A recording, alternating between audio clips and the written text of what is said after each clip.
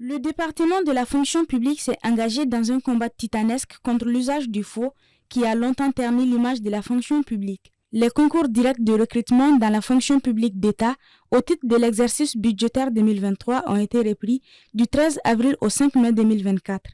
Dans l'optique d'assurer l'égalité et la transparence dans l'accès à la fonction publique, le ministère du Travail, de la fonction publique et du dialogue social a mis en place un certain nombre de mesures de sécurité.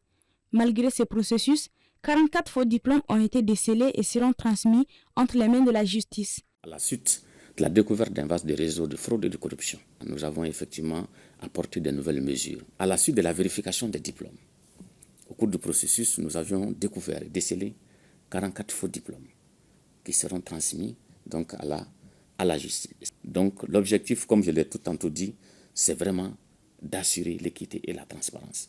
L'objectif est clair. Donner à l'administration malienne des ressources humaines de qualité sans lesquelles on ne peut aspirer à un développement économique et social.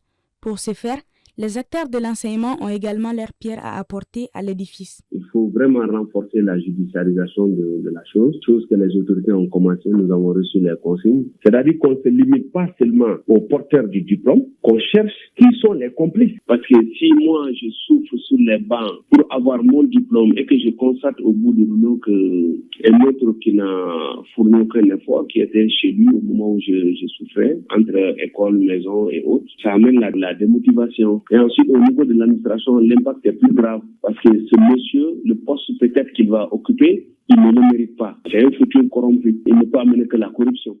Les résultats de ce concours seront proclamés et affichés demain vendredi 16 août 2024 au Centre national des examens et concours, a annoncé le ministre.